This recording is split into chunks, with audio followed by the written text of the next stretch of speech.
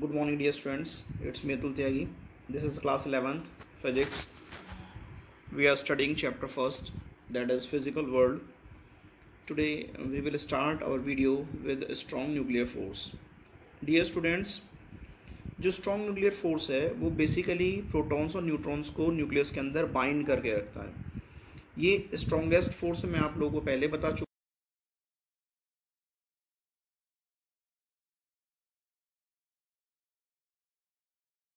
जितने भी हमारे ऑल 4 फंडामेंटल फोर्सेस हैं उनमें सबसे ज़्यादा स्ट्रॉन्ग है. ग्रेविटेशनल फोर्स से ये 10⁻38 टाइम्स ज़्यादा स्ट्रॉन्ग है. ठीक है. और स्ट्रॉन्ग जो हमारा बेसिकली ये स्ट्रॉन्ग न्यूक्लियर फोर्स जो है ये इलेक्ट्रोमैग्नेटिक फोर्स से 100 टाइम्स पावरफुल है. ठीक है, बहुत ज़्यादा स्ट्रॉन्ग है. ये फोर्स रियलिटी में इलेक्ट्रोस्टैटिक फोर्स नहीं है. क्यों? क्योंकि इलेक्ट्रोस्टैटिक फोर्स जो होता है हमारा बेसिकली वो पॉजिटिव चार्ज पार्टिकल्स के बीच में लगेगा या फिर नेगेटिव चार्ज पार्टिकल्स के बीच में लगेगा या फिर positive and negative charge particles के बीच में लगेगा.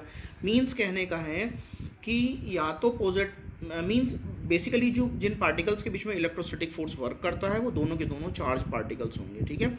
या फिर ऐसा भी हो सकता है कि समटाइम्स एक चार्ज पार्टिकल हो दूसरा अनचार्ज हो तब भी इलेक्ट्रोस्टैटिक फोर्स वर्क कर रहा हो.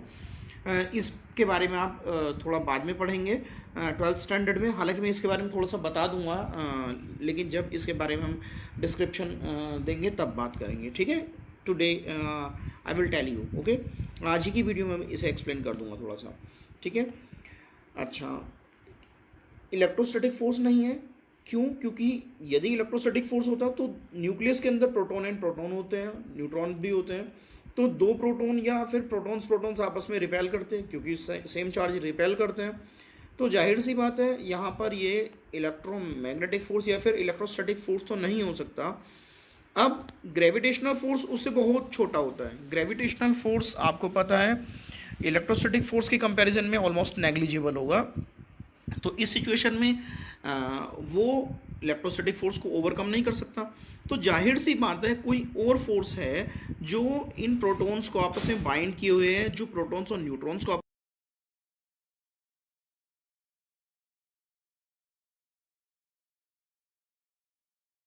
बांध कर रखता है न्यूक्लियस के अंदर, और वो है हमारा स्ट्रॉन्ग न्यूक्लियर फोर्स. ठीक है. अच्छा, important properties of strong nuclear force. पहली बात मैं अभी बताया था मैंने अभी कि ये इलेक्ट्रोमैग्नेटिक फोर्स से 100 टाइम्स स्ट्रॉन्गर है. ठीक है. ये दूसरी बात है कि ये शॉर्ट रेंज फोर्स है. इसे ये केवल न्यूक्लियस के साइज तक ही वर्क कर सकता है, उससे बाहर ये वर्क नहीं करता. यानी कि न्यूक्लियस का साइज हम कंसीडर करके चलते हैं, फर्मी में मेज़र करते हैं. फर्मी एक यूनिट है मेज़रमेंट की, लेंथ के मेज़रमेंट की एक यूनिट होती है. फर्मी बहुत छोटी सी यूनिट होती है. इसकी वैल्यू होती है 10⁻⁻15 मीटर, माइनस के 15 मीटर. ओके. बेसिकली ये अट्रैक्टिव होता है. कौन? जो स्ट्रॉन्ग न्यूक्लियर फोर्स है वो अट्रैक्टिव होता है नेचर में. लेकिन ऐसी बात नहीं कि केवल अट्रैक्टिव ही रहेगा. यदि न्यूक्लियॉन्स के बीच की डिस्टेंस 0.5 फर्मी से कम हो जाती है तो फिर ये रिपल्सिव होना स्टार्ट हो जाता है, रिपल्सिव बन जाता है, स्ट्रांगली रिपल्सिव हो जाता है. ठीक है. यानी कि फिर ये रिपेल करना शुरू कर देता है. ठीक है. यदि डिस्टेंस ज़्यादा है 0.5 फर्मी से ज़्यादा है तब तो वो अट्रैक्टिव होगा, लेकिन जैसे डिस्टेंस कम होगी तो ये रिपल्सिव हो जाएगा. अब आप एक चीज़ समझ सकते हैं, केवल इसी फोर्स में ऐसा हो रहा है, वरना देखो ग्रेविटेशनल फोर्स तो हमेशा ही पॉजिटिव रहेगा, सॉरी अट्रैक्टिव रहेगा. और इलेक्ट्रोस्टैटिक फोर्स यदि सेम चार्ज पार्टिकल्स हैं उनके बीच की डिस्टेंस कम कर दें या ज़्यादा कर दें, वो यदि अट्रैक्टिव है तो अट्रैक्टिव रहेगा और रिपल्सिव है तो रिपल्सिव रहेगा. ऐसा नहीं कि अट्रैक्टिव था किसी सिचुएशन के लिए और थोड़ा सा उनकी डिस्टेंस चेंज की और सेम चार्ज पार्टिकल्स की डिस्टेंस चेंज की तो पहले तो अट्रैक्टिव था बाद में रिपल्सिव हो गया, या पहले रिपल्सिव था बाद में अट्रैक्टिव हो गया. ऐसा नहीं होता है. ठीक है. किसके लिए? स्ट्रॉन्ग इलेक्ट्रोस्टैटिक सॉरी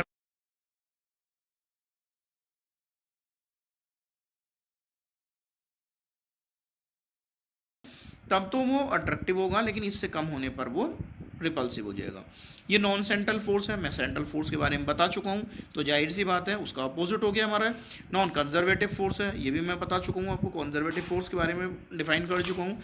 तो ये नॉन कंजर्वेटिव फोर्स है. अब देखिए ये चार्ज इंडिपेंडेंट है. इसका जो कैरेक्टर है वो चार्ज इंडिपेंडेंट है. कैसे? जो इलेक्ट्रोस्टैटिक फोर्स है वो चार्ज पर डिपेंड कर रहा है हमारा, ये चार्ज पर डिपेंड नहीं करता। देखा जाए यदि चार्ज पर डिपेंड कर रहा होता तो प्रोटॉन प्रोटॉन्स के बीच में रिपल्सन होता, लेकिन प्रोटॉन प्रोटॉन में भी अट्रैक्शन है, प्रोटॉन न्यूट्रॉन में भी अट्रैक्शन है, और स्टिल न्यूट्रॉन न्यूट्रॉन में भी अट्रैक्शन है।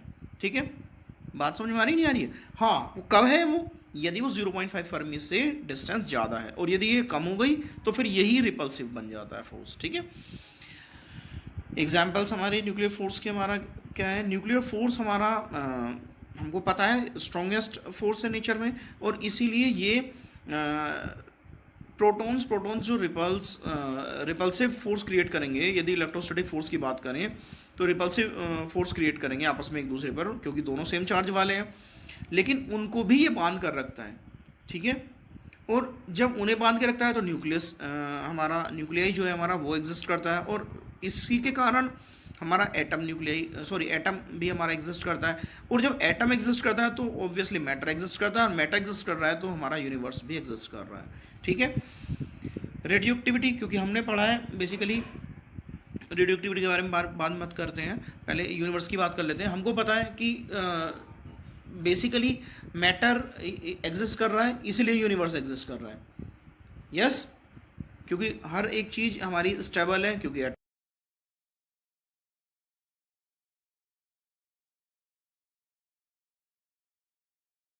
स्थायी है। ओके, सेकेंड पॉइंट है हमारा radio activity occurs in heavy nuclei because of insufficient nuclear force between the protons and neutrons. Basically होता क्या है, रेडियो एक्टिविटी होती है हैवी न्यूक्लियस में। हैवी न्यूक्लियस में होता है बेसिकली 83 बिस्मथ एक एलिमेंट, उसके बाद के जो एलिमेंट्स हैं हमारे वो रेडियो एक्टिव है। उसमें क्या होता है, हमारे प्रोटॉन्स बहुत ज़्यादा हो जाते हैं न्यूक्लियस के अंदर। अब वहाँ पर सफिशिएंटली हमें strong nuclear force sufficient amount में वर्क नहीं कर पाता, जिसके कारण इलेक्ट्रोस्टैटिक फोर्स काफ़ी ज़्यादा स्ट्रॉन्ग हो जाता है, और फिर इस सिचुएशन में वो अनस्टेशनरी हो जाते हैं। ठीक है, मतलब अनस्टेबल हो जाते हैं, अनस्टेशनरी नहीं बल्कि अनस्टेबल बोलना बेटर होगा, अनस्टेबल हो जाते हैं वो कौन, प्रोटॉन्स प्रोटॉन्स। और फिर उसके कारण क्या होगा, न्यूक्लियस के अंदर उथल पुथल होगी। भाई सीधी सी बात है, जहाँ पर स्टेबिलिटी नहीं होगी तो अनस्टेबिलिटी होगी, तो वहाँ तो डेफिनेटली कुछ ना कुछ इस टाइप से ही होना है। तो यहाँ पर क्या होता है, जो हमारे प्रोटॉन्स के कारण जो स्ट्रॉन्ग इलेक्ट्रोस्टैटिक फोर्स क्रिएट हुआ है, वो एक तरह से कंसीडर कर सकते हैं कि जो स्ट्रॉन्ग न्यूक्लियर फोर्स है उसको ओवरकम कर लेता है ऑलमोस्ट। ठीक है, क्योंकि वहाँ पर वो रिपेल करते हैं, और जिसके कारण हमारा न्यूक्लियस जो होता है अनस्टेबल हो जाता है। ठीक है, और फिर रेडियो एक्टिविटी होनी स्टार्ट हो जाती है। ठीक है, न्यूक्लियर फोर्स की जो कंसेप्ट है इसका हम यूज़ करते हैं जब हम न्यूक्लियर एनर्जी ऑब्टेन करते हैं, न्यूक्लियर एनर्जी रिसीव करते हैं कौन कौन सी प्रोसेस से, चाहे तो न्यूक्लियर फिजन हो या फिर न्यूक्लियर फ्यूज़न हो। डियर स्टूडेंट्स, आप पहले ही पढ़ चुके हो, 9th स्टैंडर्ड में पढ़ा था आपने न्यूक्लियर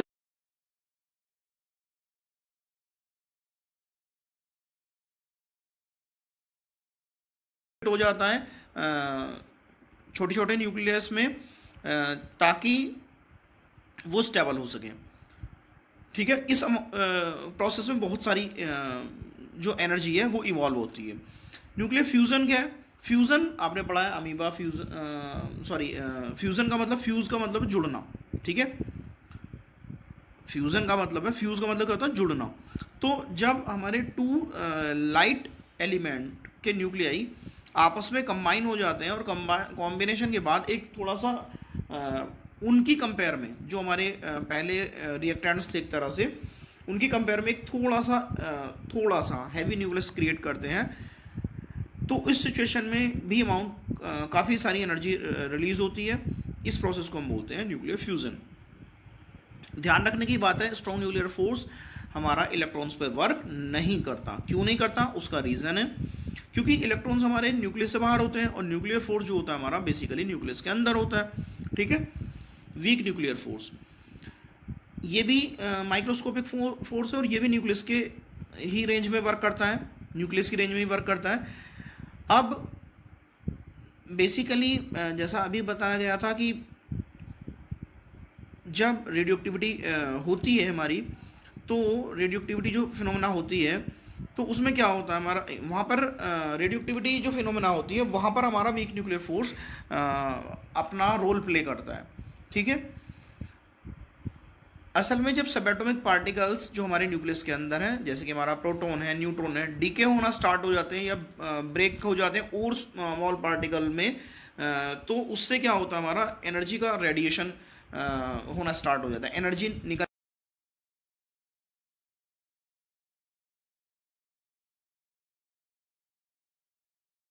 इंटरेक्शन भी बोलते हैं और समटाइम्स वीक फोर्स भी बोल देते हैं। ध्यान रखने की बात है, मैंने अभी स्टार्ट किया था, जब मैंने वीक न्यूक्लियर फोर्स बता रहा था तभी मैंने बताया था ये केवल न्यूक्लियर रेंज में ही वर्क करता है, तो यहाँ पर भी लिखा हुआ है, ठीक है। Fundamental force arise due to the exchange of particles. ध्यान रखने की बात है, जो भी हमारे फंडामेंटल फोर्स हैं वो पार्टिकल्स के एक्सचेंज के कारण ही वो वर्क करते हैं, ठीक है। और इन पार्टिकल्स को हम क्वांटा ऑफ फोर्स बोलते हैं। उस पर्टिकुलर फोर्स की बात, जिस पर्टिकुलर फोर्स की बात हम बात कर, जिस पर्टिकुलर फोर्स की हम बात करेंगे उसके लिए वो बोला जाएगा quanta of the force. Quanta of वही वाला फोर्स जिसकी भी बात कर रहे हैं, चारों के चारों फोर्सेज में क्वांटा ऑफ दैट फोर्स, ठीक है ना। दैट के प्लेस पे वही नाम आ जाएगा। ग्रेविटेशनल की बात करें तो ग्रेविटेशनल आ जाएगा, वीक की बात करें तो वीक फोर्स की बात करें वीक आ जाएगा, स्ट्रॉन्ग न्यूक्लियर फोर्स की बात करें तो स्ट्रॉन्ग न्यूक्लियर आ जाएगा, और यदि हमारा मानकर चलिए इलेक्ट्रोमैग्नेटिक फोर्स है तो इलेक्ट्रोमैग्नेटिक आ जाएगा, ठीक है ना। तो क्वांटा ऑफ दैट फोर्स बोले जाएंगे, ठीक है ना। और इन्हें हम मैसेंजर पार्टिकल्स भी बोल देते हैं, ठीक है। अब ये जो एक्सचेंज होता है हमारा इन पार्टिकल्स का, और जो फंडामेंटल फोर्स उन जिन फंडामेंटल फोर्सेस में पार्टिकल्स का एक्सचेंज होता है उनके बारे में थोड़ा सा डिस्क्रिप्शन यहाँ है। देखिए एक छोटी सी टेबल दिख रही है आपको। बेसिकली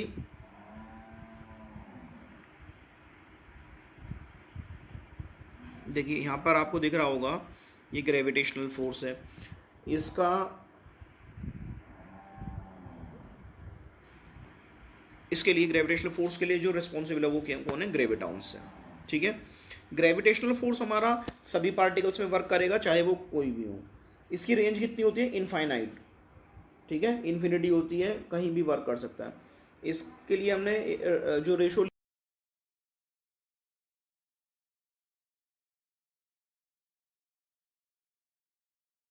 बताया था मैंने, gravitational force, weak nuclear force और इलेक्ट्रोमैग्नेटिक फोर्स और स्ट्रॉन्ग न्यूक्लियर फोर्स, इनके बीच में जो रेशो बताया था। अब बात आती है दूसरा हमारा सेकंड फोर्स, हमारा वीक न्यूक्लियर फोर्स। यहाँ पर ये इसके लिए जो रिस्पॉन्सिबल होते हैं, जो मैसेंजर्स होते हैं, वो होते हैं हमारे वेक्टर बोसोन्स, ठीक है।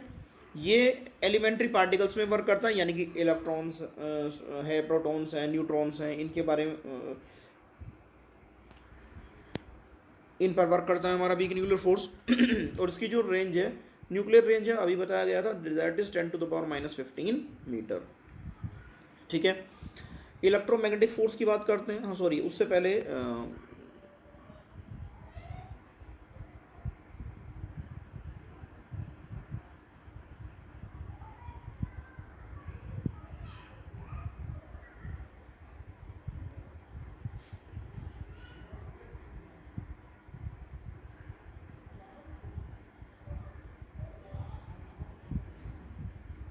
ठीक है, ओके।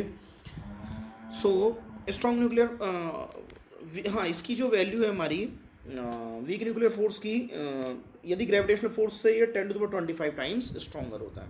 नाउ इलेक्ट्रोमैग्नेटिक फोर्स, ये जो होता है इसमें जो मैसेंजर पार्टिकल्स होते हैं वो होते हैं हमारे फोटोन्स। आपने सुना भी होगा 10th स्टैंडर्ड में, जो आपने लाइट वाला चैप्टर पढ़ा था, रिफ्लेक्शन एंड रिफ्रैक्शन, तो उस टाइम आपने पढ़ा होगा, फोटोन्स के बारे में पढ़ा होगा, क्वांटा बोलते हैं उन्हें। वो जो क्वांटा बोला गया था वो इलेक्ट्रोमैग्नेटिक रेडिएशन के लिए बोला गया था। ये क्वांटा हमारे अलग अलग प्लेसेस पर अलग अलग तरह से बिहेव करते हैं, ठीक है।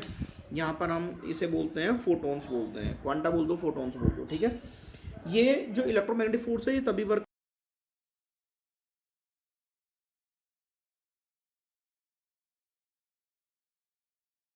टाइम्स पावरफुल है। नेक्स्ट जो हमारा लास्ट आता है स्ट्रॉन्ग न्यूक्लियर फोर्स। इसमें जो मेसॉन्स वर्क कर रहे होते हैं, जो मैसेंजर पार्टिकल है मेसॉन्स होते हैं, ये भी ये वर्क करता है केवल न्यूक्लियॉन्स पर, यानी कि प्रोटॉन्स और neutrons only. Very short range force है, वही इस जो हमारा यहाँ वीक न्यूक्लियर फोर्स वाला था वही इसके लिए आएगा हमारा। वेरी शॉर्ट रेंज फोर्स है और ये न्यूक्लियर साइज में वर्क करता है 10⁻15 मीटर पे, ठीक है, और ये ग्रेविटेशनल फोर्स से 10⁻38 टाइम्स स्ट्रॉन्गर है। ओके, सो यहाँ से अब जो रिसेंट डिस्कवरीज हैं, रिसेंट इन्वेंशंस हैं, उनमें हम देख रहे हैं कि जो हम स्ट्रॉन्ग न्यूक्लियर फोर्स इसे बोल रहे हैं, हालांकि अभी भी स्ट्रॉन्ग न्यूक्लियर फोर्स को ही हम 4 फंडामेंटल फोर्स में काउंट कर रहे हैं, लेकिन जो रिसेंट डिस्कवरीज हो रही हैं उनमें कंसीडर किया जा रहा है कि स्ट्रॉन्ग न्यूक्लियर फोर्स भी फंडामेंटल फोर्स नहीं है। स्ट्रॉन्ग न्यूक्लियर फोर्स भी रियलिटी में फंडामेंटल फोर्स नहीं है, it is not a true fundamental force, क्योंकि जो न्यूक्लियॉन्स हैं वो खुद बने हुए होते हैं सब यूनिट्स से, और उन सब यूनिट्स का नाम होता है क्वार्क्स। क्वार्क्स हमारे 6 टाइप्स के होते हैं, ठीक है। अब बात आती है the quark force which binds the nucleon together is now regarded as fundamental force. अब जो फंडामेंटल फोर्स कंसीडर किया जा रहा है स्ट्रॉन्ग न्यूक्लियर फोर्स के प्लेस पे, उसे हम कंसीडर करके चल रहे हैं क्वार्क फोर्स, ठीक है। और इसमें क्या है, हमारे मैसेंजर पार्टिकल्स, हमारे जैसे यहाँ मेसॉन्स कंसीडर किए गए थे, मेसॉन्स इस टाइप से यहाँ पर कंसीडर किए गए ग्लूओन्स। जो हमारे पार्टिकल्स हैं वो ग्लूओन्स कंसीडर किए गए हैं। ग्लूओन्स इन्हें यहाँ पर वर्क करते हैं, मेसॉन्स के प्लेस पर ग्लूओन्स को कंसीडर किया जा रहा है, और ये पार्टिकल्स का कोई मास नहीं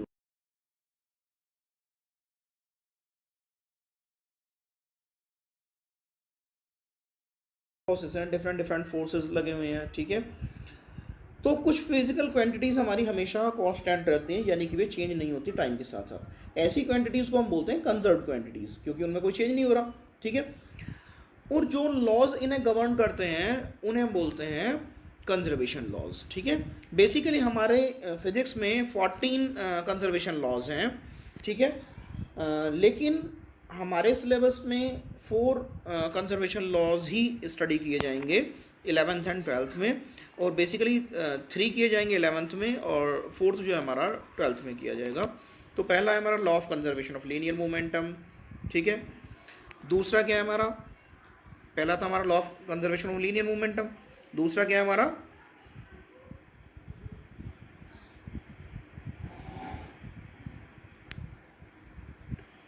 law of conservation of linear momentum हो गया, दूसरा है law of conservation of mass and energy, दोनों के लिए हमारा ये आएगा, ठीक है। तीसरा क्या है हमारा law of conservation of angular momentum, ठीक है। और ये आप शुरू के 2 आप पढ़ चुके हैं, 9th स्टैंडर्ड में पढ़ लिया था आपने दोनों को। अब ये 3rd आप पढ़ेंगे 11th स्टैंडर्ड में, पार्ट 1 में ही पढ़ेंगे फिजिक्स में, बट थोड़ा लेट पढ़ेंगे, ठीक है ना। और ये जो 4th है law of conservation of charge, ये आप 12th स्टैंडर्ड में पढ़ेंगे। लॉ ऑफ आगे जो हमारे जितने भी हैं इन्हें आप नहीं पढ़ेंगे, 11th 12th में नहीं पढ़ेंगे, हायर स्टडीज़ में पढ़ेंगे आप। लॉ ऑफ कंजर्वेशन ऑफ बैरियॉन्स है हमारा, लॉ ऑफ कंजर्वेशन ऑफ लीप्टॉन्स है आपका, law of conservation of isotopic spin है जिसे चार्ज इंडिपेंडेंस बोलते हैं, law of conservation of strangeness है, ठीक है, एंटी पार्टिकल सिमेट्री है, कंजर्वेशन ऑफ पैरिटी है, ठीक है। उसके बाद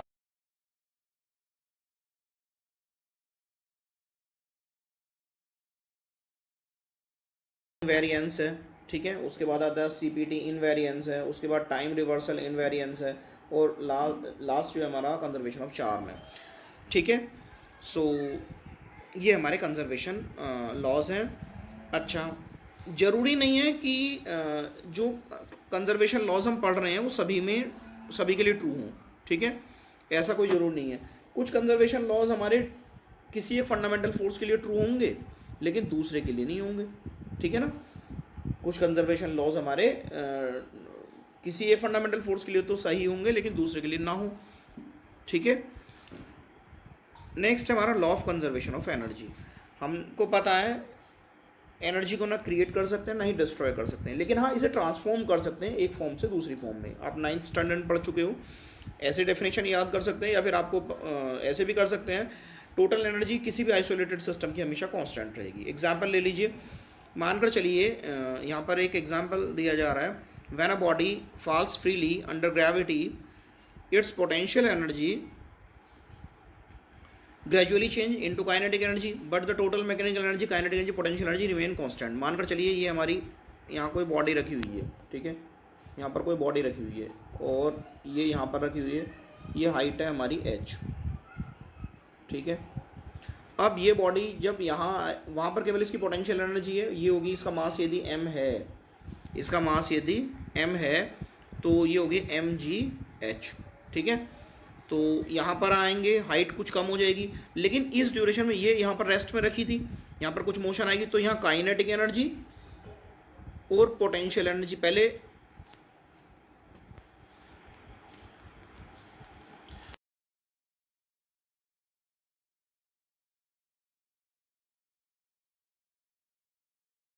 ठीक है। तो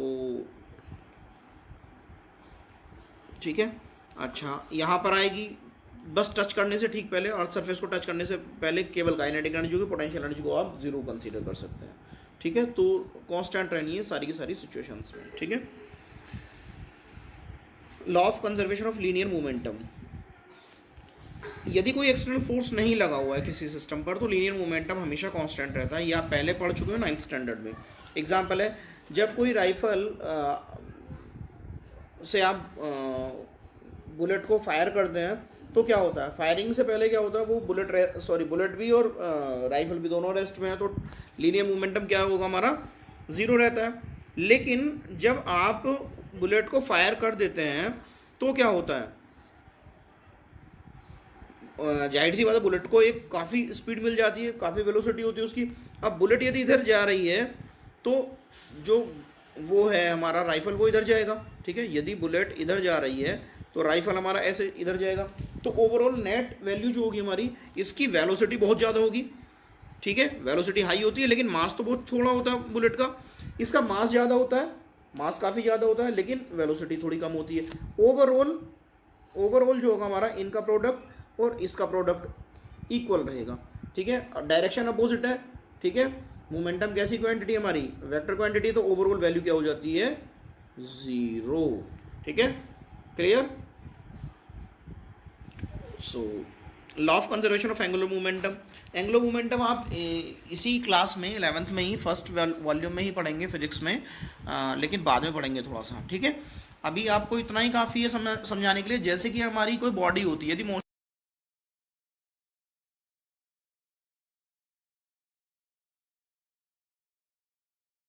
इनर्शिया ऑफ रेस्ट पढ़ा होगा आप लोगों ने, ठीक है। मोमेंट ऑफ इनर्शिया आपने नहीं पढ़ा बेसिकली, सॉरी, आपने पढ़ा होगा इनर्शिया ऑफ रेस्ट पढ़ा होगा, इनर्शिया ऑफ मोशन पढ़ा होगा, इनर्शिया ऑफ डायरेक्शन पढ़ा होगा, ठीक है। यदि कोई बॉडी मोशन में है तो फिर उसे रोकने के लिए हमें बहुत ज़्यादा फोर्स अप्लाई करना पड़ता है, ठीक है, यस। और उतना ही ज़्यादा फोर्स अप्लाई करना पड़ेगा जितना उसकी स्पीड ज़्यादा होगी, यानी कि मोमेंटम ज़्यादा होगा, ठीक है।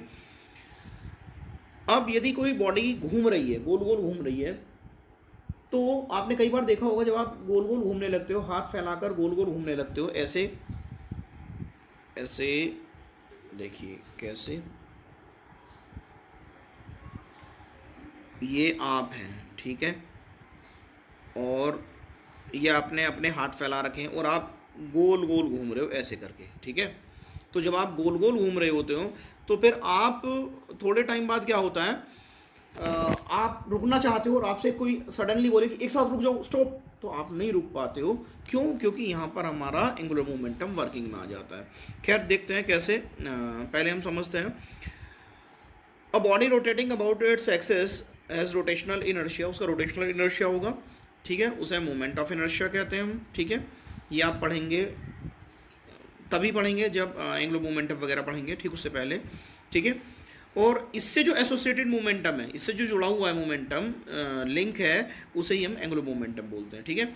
इसके लिए क्या है, यदि कोई एक्सटर्नल फोर्स वर्क नहीं कर रहा है सिस्टम पर तो उसका एंगुलर मोमेंटम कांस्टेंट रहता है। जैसे आपका लीनियर मोमेंटम के लिए था, वहाँ पर भी यही था हमारा, देखो, if no external force acts on a system then the its linear momentum remain constant. यहाँ इस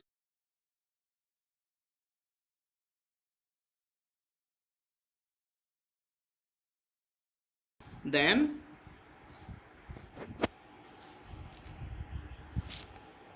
its angular momentum remains constant। बस यहाँ एंगुलर चेंज हुआ, बाकी सब कुछ सेम था हमारा, ठीक है, okay. Law of conservation of charge, किसी भी सिस्टम में जो चार्ज होगा वो हमेशा कांस्टेंट रहेगा। हम कह सकते हैं किसी आइसोलेटेड सिस्टम के लिए चार्ज की वैल्यू कांस्टेंट रहनी है, ठीक है। या फिर हम कह सकते हैं, हम बोल सकते हैं charge can neither be created nor be destroyed. हाँ, लेकिन एक बॉडी से दूसरी बॉडी में ट्रांसफ़र किया जा सकता है, ठीक है। एग्जाम्पल ले लीजिए, जब आप ग्लास रोड को रब करते हैं सिल्क के कपड़े के साथ तो क्या होता है, दोनों पर चार्ज आ जाता है। ग्लास रोड पर जो आता है वो पॉजिटिव चार्ज होता है, जबकि जो सिल्क क्लोथ होता है उस पर नेगेटिव चार्ज आ जाता है, ठीक है। लेकिन यदि हम जितना चार्ज ग्लास रोड पर पॉजिटिव आएगा, मानकर चलिए 5 है, 5 सॉरी उसकी वैल्यू x है, तो ठीक उतनी ही वैल्यू हमारी नेगेटिव चार्ज की होगी, यानी कि x होगा लेकिन वो नेगेटिव होगा। वहाँ पर ग्लास रोड पर पॉजिटिव x है, प्लस x है, और जो हमारी सिल्क क्लोथ है उस पर हमारा माइनस x है। तो ओवरऑल वैल्यू कितनी हुई, 0 हुई। x प्लस माइनस एक्स कितना हो जाएगा, 0 हो जाएगा, ठीक है। एक और एग्जाम्पल देख सकते हैं आप, ये आपने तब भी देखा होगा, चार्ज क्रिएट होता है यदि आपके हेयर बिल्कुल नीट एंड क्लीन है, आपका कॉम जो है वो भी नीट एंड क्लीन है, आपके हेयर ड्राई हैं, कॉम भी आपका ड्राई है, आपके हेयर स्टिकी नहीं है, मडी नहीं है, ना तो आपके बालों में चिपचिपाहट है, ना ही आपके कॉम में स्टिकनेस है, मतलब चिपचिपाहट नहीं है। तो इस सिचुएशन में यदि आप अपने बालों में कॉम करते हो तो क्या होता है, उस पर कुछ चार्ज क्रिएट हो जाता है। हालांकि आप चार्ज को नहीं देख पाते लेकिन एक्सपीरियंस कर सकते हो।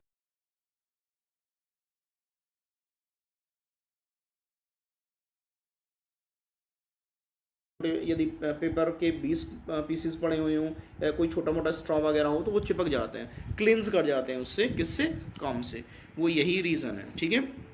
और इसका एक और प्रूफ भी होता है कि ग्रेविटेशनल फोर्स से कितना ज़्यादा स्ट्रॉन्ग है इलेक्ट्रोस्टैटिक फोर्स। क्योंकि देखिए अर्थ का कितना मास है और उस कॉम का कितना सा मास है अर्थ की कंपेयर में नेग्लिजिबल है मास। लेकिन ये सब कुछ होने के बावजूद भी वो कॉम जो है उन डस्ट पार्टिकल्स पर जो अर्थ ने ग्रेविटेशनल फोर्स लगाया उसको ओवरकम कर जाता है, ठीक है।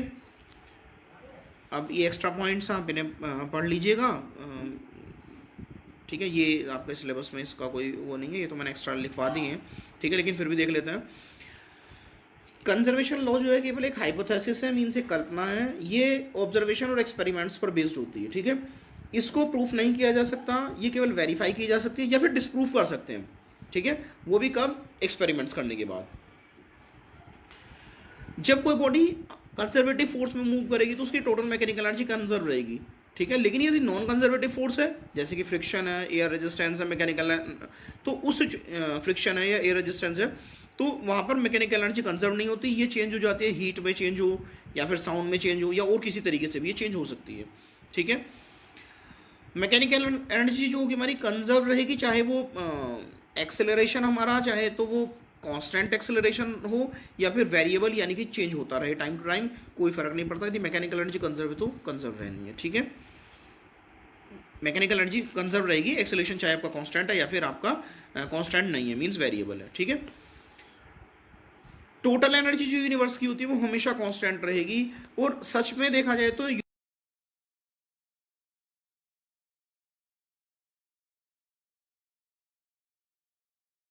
इसका एक परफेक्ट आइसोलेटेड सिस्टम का, जो हमारा परफेक्ट आइसोलेटेड सिस्टम हो सकता है वो केवल यूनिवर्स को कंसीडर किया जा सकता है, ठीक है।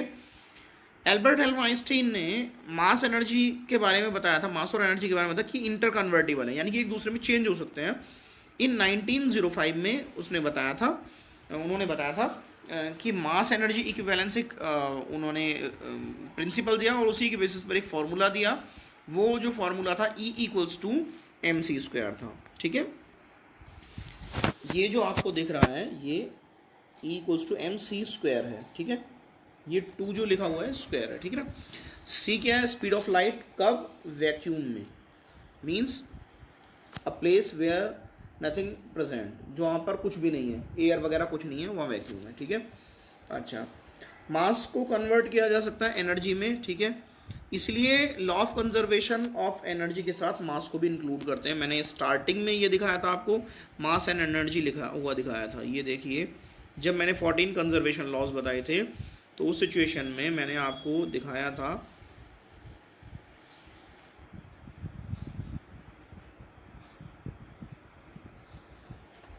ये रहा law of conservation of mass energy, ठीक है, सेकंड था हमारा, ठीक है।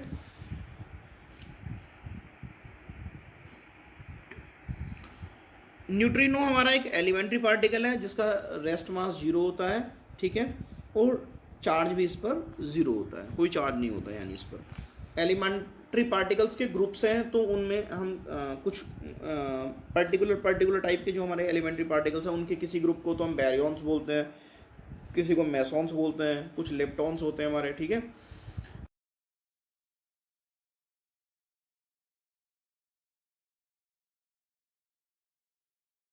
होते हैं ऐसे ही आप बैरियॉन्स बोलते हैं, मेसॉन्स बोलते हैं, लिप्टॉन्स बोलते हैं। This is your homework dear students कि बैरियॉन्स किस ग्रुप को बोलते हैं, मेसॉन्स किस ग्रुप को बोलते हैं, लिप्टॉन्स किस ग्रुप को बोलते हैं, ठीक है, ओके। पायोन्स और कैओन्स, इनको हम मेसॉन्स बोलते हैं। मेसॉन्स जो होते हैं हमारे पायोन्स होते हैं, हमारे कायोन्स होते हैं, ठीक है, कैओन्स, ठीक है। लिप्टॉन्स कोई भी स्ट्रॉन्ग जो ये हमारा स्ट्रॉन्ग न्यूक्लियर फोर्स है उसको भी एक्सपीरियंस नहीं करते हमारे, ठीक है। ये केवल वीक फोर्स के लिए डोमिनेंट होता है, ठीक है।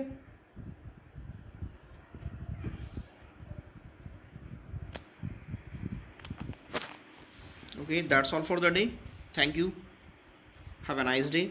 इसी के साथ आपका चैप्टर भी कंप्लीट हो जाता है।